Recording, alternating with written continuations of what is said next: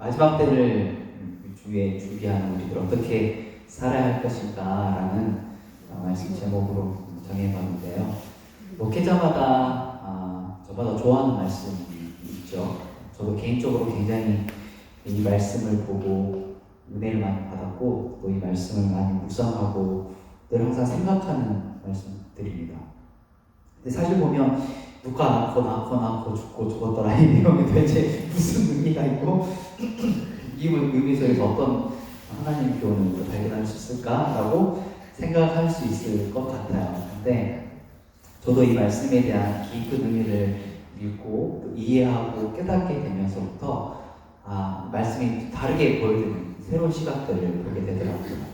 하나님 말씀은 그런 것 같아요. 그 말씀의 의미들을 발견하고 깨닫게 되면 그 말씀의 오묘한 하나님 놀라운 진리들을 알게 되잖아요. 그 진리 속에 있는 그 교훈들을 또 붙잡고 살아갈 수밖에 없는 것이 또 크리스천의 또 하나님 주신 또 사명이라고 생각이 들 것 같아요. 그래서 오늘 이 말씀 속에서 보여주는 하나님의 진리, 하나님의 교훈이 무엇인지를 한번 같이 또 깨닫고 은혜 나누는 시간이 되었으면 좋을 것 같습니다. 성경에 관해서 기독교 세계관 우리 같이 목사님하고 공부하고 있는데 제가 아직 기침이 아직 가지 않아서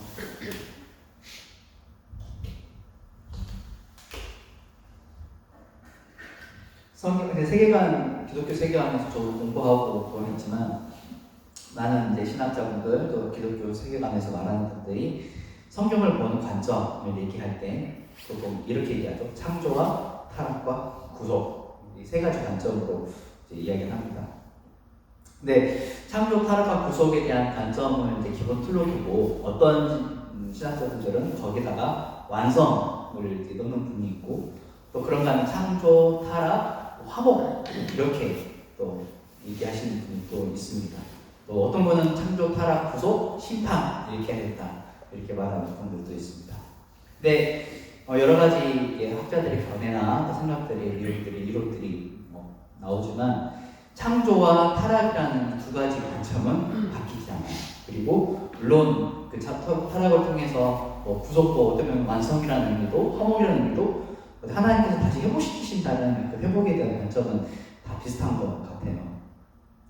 근데 이 창조에서 이 타락으로 가는 과정 가운데 그 타락에 대한 결과로 인해 사람들이 어떤 위험에 처했는가? 성경에서는 타락으로 인해 사람들은 죽을 수밖에 없는 영원히 타락으로 인한 결과를 우리는 심판이라는 관점으로 성경을 이해하고 두고 있죠. 그러기에 그 심판이라고 주어지는 인간에게 어쩔 수 없는 받아들일 수밖에 없는 숙명, 운명이라고 할 수 있는 그 길목 앞에서 오늘 보여주고 있는 이 메시지가 우리에게 던져주는 놀라운 사건들이 있습니다. 물론 먼저 이 본문 안에서 보여주는 일단 창조와 타락으로 인한 그 결과가 우리가 잘 아는 노아를 통해 보여주는 창세기 7장에 나오지만 홍수 심판으로 명망이 되잖아요. 그 심판의 그 과정 속에서도 하나님의 이야기가 구속 이야기가 담겨 있습니다. 그 성경에서 죄값에 대한 심판으로 홍수 심판을 얘기하고 있는데 예수님도 사실 이 마지막 때에 대해서 비유하셨을 때 노아의 홍수 심판에 대해서도 말씀을 하죠. 잘 아는 것처럼 마태복음 14장 37절 39절 말씀인데 제가 읽어드리겠습니다. 노아의 때와 같이 인자의 임함도 그러하리라. 홍수 전에 노아가 방주에 들어가던 날까지 사람들이 먹고 마시고 장가들고 시집가고 있으면서 홍수가 나서 그들을 다 멸하기까지 깨닫지 못하였으니 인자의 임함도 이와 같으리라. 그러니까 마지막 재림 다시 오실 예수님 오시는 그때에 나타나는 그 사건의 그 모습이 홍수 심판에 있었던 그때의 그 모습과 똑같다는 거죠. 39절 다시 한번 보시면 홍수가 나서 그들이 다 멸할 때까지 뭐 했다고 말했습니까? 깨닫지 못하였다. 그러니까 깨닫지 못했다는 말은 어떤 메시지가 들려질 때에 그 말씀을 듣고 깨닫는 사람이 있고 깨닫지 못하는 사람이 있습니다. 흔히 우리 아이들을 키울 때 보면 철들었다는 말이 있잖아요. 그러니까 부모가 자녀들을 교육할 때 내버리는 방치하는 부모는 없죠. 물론 나쁜 부모도 있지만 기본적으로 생각할 때 부모로서 자녀들을 키울 때는 교육을 합니다. 자녀 교육을 하죠. 그 교육이라는 의미가 가르치는 거잖아요. 잘 가르치고 이 아이가 바르게 성장할 수 있도록 알려주고 제시하고 또 모델이 되어주기도 하고 여러 가지 방법을 통해 알려주는데 그 자녀들이 그 말을 듣고 나서 본인들이 스스로 이렇게 살아야 되구나 이렇게 해야 되구나 부모님 말씀 듣고 맞구나라고 스스로 생각했을 때 맞다고 생각하는 게 뭐냐면 깨닫는 겁니다. 그러니까 홍수 전에 있었을 때 그들이 다 멸하기까지 깨닫지 못했다는 말은 이 의미 속에는 분명한 하나님의 메시지가 계속해서 그들에게도 전해졌다는 거죠. 그러니까 심판이라는 것은 이유 없이 갑자기 느닷없이 확 와가지고 사람들이 막 멸망 가운데 있는 게 그건 하나님의 뜻이 아니고요. 또 성경의 이야기도 그렇게 말하지 않습니다. 그 심판에 이르기까지 그 과정 속에는 굉장히 많은 하나님의 메시지가 사람들에게 전해주죠. 우리가 잘 아는 구약의 제2의 성전이 무너졌을 때 그 남과 북이 분열됐던 그 시절만 보더라도 그때 수많은 선지자들이 나왔잖아요. 우리 잘 아는 초선에 나왔던 아모스 외에 여러 가지 많은 선지자들이 나와서 하나님 메시지를 전했죠. 그 전한 메시지의 하나의 결론은 뭐였습니까? 여호와께로 돌아오라. 너희들의 모든 것을 다 내려놓고 너희가 우상 숭배하든 하나님의 바르게 살지 못했던 너희들의 삶을 내려놓고 여호와께로 돌아오라 하는 그 메시지가 주된 메시지였습니다. 이제 물론 그럼에도 불구하고 이스라엘 백성들은 하나님의 말씀을 거부하고 결국에는 심판을 당하는 과거의 역사들을 통해서 보여주고 있는데 창세기 5장 이 의미에서도 홍수 심판이 있기까지 하나님의 메시지가 계속해서 이들에게도 동일하게 전해졌다는 거죠. 그러면 이 말씀 속에서 보여주고 있는 하나님의 메시지는 과연 무엇이었고 어떤 의미로서 이 사람들이 결국에는 심판받지 못하고 죽을 수밖에 없었는가 그에 대한 의미를 찾아볼 수 있을 것 같아요. 자, 우리가 그 말씀을 볼 때 우리가 유념할 것은 바로 무두셀라라는 인물을 먼저 찾아볼 건데요. 자, 나와 있지만 우리가 잘 아는 성경의 가장 퀴즈라고 하는 단골손님으로 나오죠. 인류에서 가장 오래 산 사람 할 때 969세를 산 사람이라고 알려졌습니다. 27절을 보실까요? 그는 969세를 살고 죽었더라 나와있죠. 천수를 누리는 사람. 그런데 천수를 누렸던 이 사람에 대해서 보여주는 중요한 메시지가 있어요. 사람마다 이름의 뜻이 있거든요. 저는 홍표코인데 빛날 혀 넓을 호예요. 그래서 넓게 빛나라라고 아버지가 이름을 지어주셨는데 다 각자 가지고 있는 이름에 다 뜻이 있습니다. 성경에도 이름이 뜻이 있는데 이 무두셀라라는 이름을 한번 찾아보시면요, 이 무두셀라라는 말은 창을 던지다라는 뜻을 하고요. 창을 던지는 자라는 뜻이 돼요. 창을 던지다. 이게 무슨 뜻이냐면 이때 당시는 나라가 형성되기 전 부족 시혈통 중심으로 이루어지는 시기잖아요. 이때 당시 고대 근동의 시대 때 대표된 사람, 즉 부족의 가장 대표된 사람은 창을 들고 있대요. 그러니까 싸움을 준비해서 그 싸움에서 이기는 거죠. 영화에서 드라마처럼 대표끼리 나와가지고 싸움에서 지게 되면 진 사람의 그 모든 부족도 전부 다 이제 죽임을 당하고 멸망하는 그 장면들을 보잖아요. 창을 던지다는 것은 싸움에서 졌다는 것을 의미하는 것이고 그 짐으로 오는 결과가 뭐냐면 죽음과 심판과 멸망이 온다는 것을 의미하는 거예요. 그래서 창을 던지다라는 의미를 가지고 많은 분들이 해석을 할 때 이렇게 해석해요. 그가 죽으면 심판이 온다. 그가 죽으면 죽음이 온다. 라는 이름을 갖고 있다는 거죠. 근데 저도 이 말씀을 보면서 생각을 한 시간이 있는데 무두셀라라는 그 이름, 그런 이름, 그러니까 좋은 이름은 아니잖아요. 죽음이 있고 심판이 있고 어쨌든 좋지 않은 부정적인 이름의 의미를 담고 있는데 왜 굳이 이렇게 이름을 지었어야 했을까라는 생각을 하게 돼요. 무두셀라의 이름을 지었던 사람은 아무래도 그의 아버지겠죠. 그 아버지의 이름이 뭐라고 나와있죠? 보면 21절에 보시면 에녹은 65세에 무두셀라를 낳았고 라는 말이 나와 있습니다.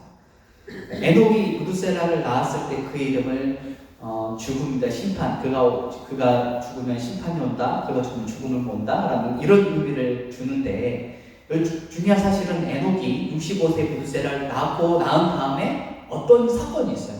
낳았을 때 무슨 일을 하냐면 300년 동안 하나님과 동행하며 라는 말들이 나와요. 그리고 또 자녀들을 낳았거든요.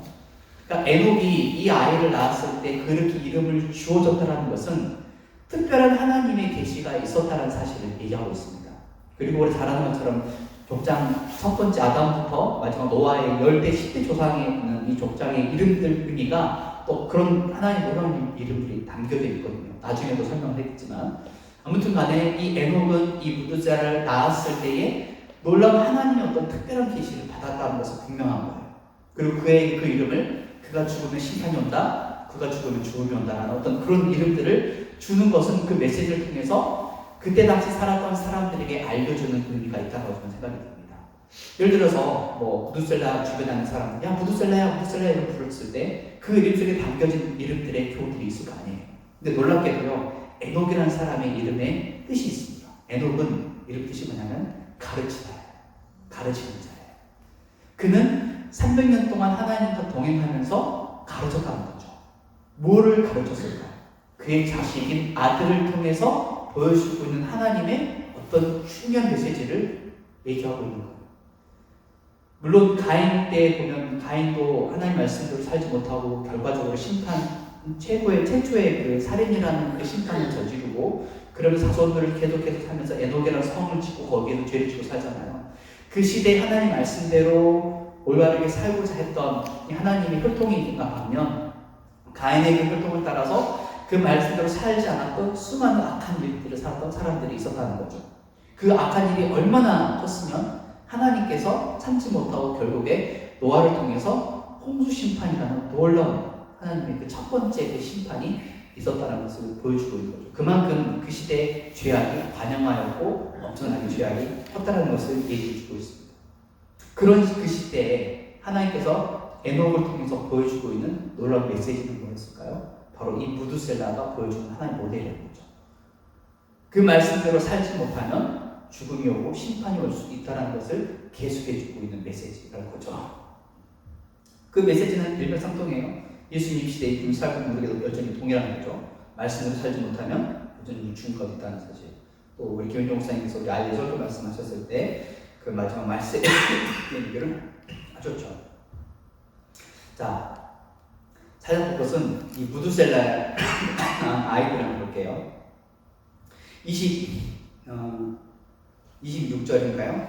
25절 보실까요? 무드셀라는 187세에 라멕을 낳았죠. 자, 라멕의 아들은 무드셀라의 아들은 라멕입니다.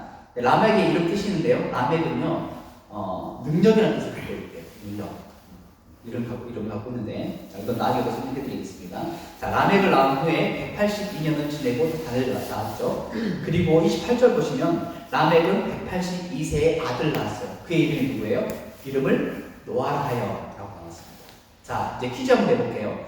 응애하고 노아가 태어났을 그때, 자, 무드셀라는 관계가 어떻게 되죠? 아버지가 아니고 할아버지가 되겠죠. 할아버지, 손자인 노아의 관계라고 볼 수 있는 것 같아요. 자, 노아가 태어났을 때 무드셀라의 나이는 몇일까요? 그러면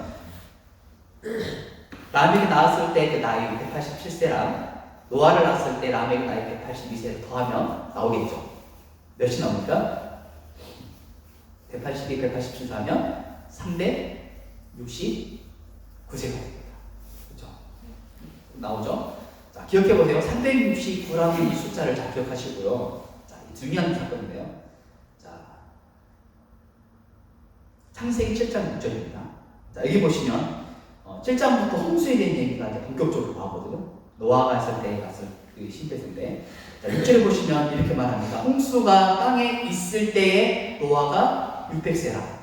자, 이때 노아의 연수를 정확하게 성경이 기록을 하고 있거든요. 노아가 600세라 라는 그 노아의 그 시대에 있었던 나이를 정확하게 기수하고 홍수라는 사건을 이제 정확하게 기수하고 있습니다. 자, 한번 생각해 보실까요? 홍수가 땅에 있을 그 시대에 노아가 600세였던 그 시대에 또 어떤 일이 있었을까요? 여기서 중요한 단서가 있습니다. 제가 무드셀라의 나이를 언급했던 이유, 노아가 태어났을 때 무드셀라의 나이가 369세죠. 근데 잘 생각해보세요. 369 더하기 600을 더해보세요. 그러면 몇이 나오죠? 969세. 이름 뜻을 한번 생각해보세요. 969세를 살고 죽었던 무드셀라. 홍수 심판이 있었을 노아 때 600세가 되던 해 홍수가 있었을 때에 무드셀라는 죽었다는 거죠. 그가 죽고 난 다음에 어떤 일이 있었냐면 그의 이름 그대로 심판이 왔다는 것을 얘기해 주고 있습니다. 인류에서 가장 오래 살았던 960세 살아 천수를 누렸던 그 사람이 가지고 있었던 메시지가 뭐였냐면 하나님 말씀대로 살지 못하면 너희가 심판을 당한다. 죽음을 피할 수 없다라는 이 하나님의 타락한 백성들을 향해서 주셔졌던 그 진리의 그 메시지가 1000년 동안 들려졌더라고요. 그 아들을 통해서. 그리고 그 에녹, 그 아이를 키웠던 모델이 되었던 에녹, 가르치라는 이름을 가지고 있던 그는 하나님과 뭐 했다고 하죠? 동행한 삶을 살았다라고 얘기했어요. 하나님과 동행한 거룩한 삶을 살면서 그 자녀들에게, 그 세대들에게, 그리고 그 세대 사람들에게 그 모범을 보여주면서 어떻게 하는 것이 하나님 뜻대로 사는지를 알려줬던 거죠. 그리고 하나님과 동행함으로 그는 죽지 않고 들림을 당하는 놀라운 하나님 능력을 경험하는 사람이 되죠. 여러분, 구약에 하나님과 동행한 사람은 딱 두 사람입니다. 아브라함하고 이 에녹이에요. 에녹과 아브라함은 하나님과 동행하였으라는 말이 딱 정확하게 2번 나와요. 이 보여주고 이 모델을 통해서 보여주는 이 에녹의 의미를 보시면, 자, 성경의 히브리에서 그리고 11장 5절과 유다서 1장 14절에 에녹에 대해서 2번 나와요. 다른 데 찾아도 나오잖아요. 딱 2번 나와요. 근데 히브리 11장 5절에 보면 에녹에 대해서 이렇게 말해요. 믿음으로 에녹은 죽음을 보지 않고 옮겨졌으니 하나님이 그를 옮기시고 다시 보이지 아니하니라. 보죠. 그 다음 보실까요? 그는 옮겨지기 전에 뭐 했다고 나오죠? 하나님을 기쁘시게 하는 자라는 증거를 받았어요. 믿음 안에서 에녹은 하나님과 동행함으로 말미암아 그 동행함이 뭐였냐면 하나님을 기쁘시게 하는 삶을 살았다는 거죠. 즉 다시 말하면 그 말씀대로 순종하고 죄를 버리는, 죄를 바라보지 않고 말씀대로 살고자 했던, 하나님 중심으로 살고자 했던 그 에녹의 그 모습을 보여주고 있다는 거죠. 그 시대 그 사람들에게 보여준 에녹의 그 그림자의 그 모습은 무엇일까요? 다시 오실 예수 그리스도의 그 모습을 보여주고 있는 것을 의미합니다. 유다서 1장 14절에 보면 심판에 대한 얘기가 나와요. 근데 거기에서 이 딱 한 구절이 나와요. 아담의 7대 손 에녹, 7번째 아들 에녹에 대해서 말하기를 이 사람에 대한 예언을 보라, 주께서 수많은 거룩한 자와 함께 임하였다. 이미 이 유다서를 통해서 보여주고 있는 그림이 무엇이냐면 앞으로 있을 이때에 에녹도 하나님에 대해서 하나님과 함께, 즉 수많은 거룩한 백성들과 함께 임한다라는 사실을 보여주고 있는 거죠. 우리는 어떨까요? 하나님 말씀대로 살아가야 할 우리가 마지막 이때에 주님 다시 오실 그때 우리가 어떤 자의 모습이냐? 바로 에녹과 같이 죽음을 보지 않고, 즉 마지막 심판 때에 휴거라고 하죠. 들림을 받는, 공중에서 주님의 그 자녀로서 우리가 신부로서 들림을 받는 그런 하나님의 거룩한 자가 된다라는 것을 얘기하는 것입니다. 이 에녹이 바로 예수 그리스도의 보이는 모습이고, 또 그 모습을 통해서 투영되어진 그림이 그리스도 이 신부인 모습이 우리의 모습과 연결될 수 있다라는 거죠. 그런 의미에서 이 말씀의 메시지는 결국에 하나님의 마지막 때 나타나는 그 노아의 심판을 통해 보여주는 의미는 무엇이냐? 말씀대로 어떻게 살아갈 것인가를 보여주고 있는 것입니다. 그래서 우리가 보면 이제 제가 말씀을 이제 정리를 하면서 하나님만이 보여줬던 그 10대 그 자손들, 10대 그 인물들에 대해서 이름의 뜻이 다 있어요. 물론 제가 또 설명했지만 첫 번째 아담을 보시면 아담은 이제 사람, 흙이라는 이름을 갖고 있고요. 그 다음에 이제 셋은 대신 놓다라는 이름을 갖고 있거든요. 대신 놓여지다, 대신 놓다라는 이름을 갖고 있습니다. 그리고 에노스는 연약한 사람, 그러니까 부족한 힘이 없는 사람, 연약한 사람 이름을 갖고 있고, 네 번째 아들인 게나는 슬픔을 의미합니다. 그리고 다섯 번째는 마할랄레, 축복의 하나님이고, 여섯 번째는 야렌의 뜻은 강림하다, 내려오다를 하고 있대요. 그리고 아까 배웠던 에녹은 가르치다, 그리고 뜻을 다른 뭐였죠? 그가 죽으면 심판이 온다. 그리고 라멕은 능력이라는 뜻을 말했죠. 그리고 마지막 노아는 안위, 쉼 이런 뜻을 갖고 있습니다. 위로 이런 뜻을 갖고 있어요. 자, 이름의 10대 자손들의 그 이름을 뜻을 쭉 연결하면 첫 번째 사람을 잘못 실망했지만 대신해서 연약한 사람이신 예수 그리스도가 어떻게 해요? 슬픔을 갖고 있는 세상 가운데 이 땅에 오실 때 축복의 하나님으로서 내려오셨죠. 그리고 그는 가르치셨습니다. 그리고 그 말씀을 전했지만 결국에는 그에게 즉 십자가라는 심판과 죽음이 왔지만 예수님은 다시 능력을 통해 다시 살아나는 것을 경험하셨고 우리를 구원하여 주심으로 말미암아 모든 일들이 회복되고 하나님 안에서 쉼을 누린다는 것을 얘기해 주고 있습니다. 즉 이 10대에 나왔던 이 조상들의 이름뜻이 바로 새로 오실 다시 오실 예수 그리스도의 그 구속사에 대한 의미를 담겨주고 있다는 것을 얘기해 주고 있습니다. 자, 제가 전하고자 하는 이 메시지의 의미들은 제가 다 전달했어요. 그래서 우리는 어떻게 살아갈 것인가 하는 건데 이 교훈에 대한 말씀의 목적을 저는 세 가지로 봤습니다. 첫 번째는 이 부두셀라의 모습을 통해서 깨닫는 것처럼 하나님 마지막 심판이라는 사실을 항상 우리는 염두에 두고 살아야 된다는 거죠. 그 말씀 앞에 섰을 때에 이것을 해야 된다 말아야 된다. 이것은 결국에는 우리는 어떻게 살아가는 것이 올바른 삶인지를 늘 항상 염두에 두고 알아가야 된다는 거죠. 그것은 뭘까요? 진리에 서 있어야 된다는 것을 얘기해 주고 있습니다. 두 번째는요, 에노바가처럼 하나님과 동행하는 사람이 되어야 된다는 거죠. 아까 말씀드린 히브리서 11장 말씀처럼 11장 20절 말씀처럼 하나님 기쁘게 하는 사람이 되어야 된다는 거죠. 그게 하나님 기뻐하신 사람. 그리고 마지막 세 번째는요, 노아와 같이 때를 준비하는 사람이 되어야 된다는 것을 의미하고 있습니다. 저는 이 말씀을 보면서 정리를 이렇게 볼 것 같아요. 우리가 마지막을 준비한 살아가는 가운데 여러 가지 많은 일들이 점점 더 어려워지고 또 환경적으로 그렇지만 기후가 변화라든지 극단적으로 좀 더 어려워지고 있습니다. 우리에게 보여주는 전 사인이라고 생각해요. 그렇지만 이 사인도 중요하겠지만 그보다 더 중요한 것은 그 사인 속에서 우리는 어떻게 살아갈 것인가, 그 진리를 어떻게 우리 붙들고 살아갈 것인가를 다시 한번 깊이 생각해 볼 수 있을 거라고 생각이 들어요. 말씀이 하나님이 우리 중심이라 한다면 오늘 창세기에 보여주던 이 족장에 보여준 이 중요한 메시지가 결국에는 성경 전체를 보여주고 있는 하나의 큰 그림이라는 것을 생각해 볼 때에 우리가 주님을 붙들고 사는 것만이 유일한 소망이고 주님만이 우리 유일한 길이라는 사실을 다시 한번 우리가 믿음으로 결단하고 살아갔으면 좋겠다는 생각이 듭니다. 이 하루하루의 삶이 하나님의 기쁨을 위해 산다고 한다면 그 하루가 일주일이 될 것이고 그 일주일이 1년이 될 것이고 그 1년이 우리의 일생이 되지 않을까라는 생각을 해보게 됩니다. 다시 한번 우리의 마음을 다시 한번 붙들고 우리가 신발 운동을 하다 보면 신발끈이 풀릴 때가 있잖아요. 그리고 다시 신발끈을 조이는 것처럼 우리의 삶이 다시 한번 주님한테 매일매일 말씀 앞에서 묶여지는 말씀 앞에 묶이는 그런 삶을 살아간다고 한다면 하나님이 기쁘신 삶이 되지 않을까라는 생각을 합니다. 늘 깨어있는 주의 거룩한 신부 삶이 되시기를 주님의 이름으로 축복드리겠습니다. 기도하겠습니다.